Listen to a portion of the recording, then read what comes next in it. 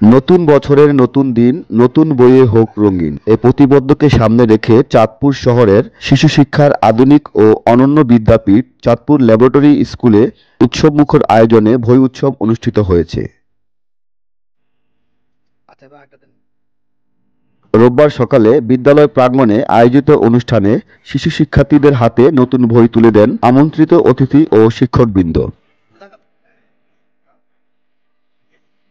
বছরের প্রথম দিনে নতুন বই হাতে পেয়ে ক্ষুদে শিক্ষার্থীদের চোখে মুখে ছিল জীবনের লক্ষ্য অর্জনের স্বপ্ন জয়ের সোপানে পা রাখার আনন্দ।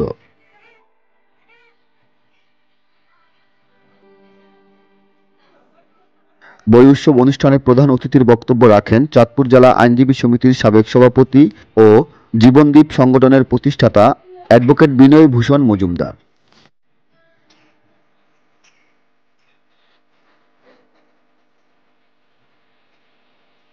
চাঁদপুর ল্যাবরেটরি স্কুলের প্রতিষ্ঠাতা ও অধ্যক্ষ মৃণাল কান্তি দাসের সভাপতিত্বে এবং পরিচালক ও সহকারী অধ্যক্ষ মৃদুল কান্তি দাসের সঞ্চালনায় অনুষ্ঠানে বিশেষ অতিথির বক্তব্য রাখেন বীর মুক্তিযোদ্ধা বাসুদেব মজুমদার, চাঁদপুর মাতৃপীঠ উচ্চ বিদ্যালয়ের শিক্ষক মাসুদুর রহমান, লেখক ও সাংবাদিক আশিক বিন রহিম।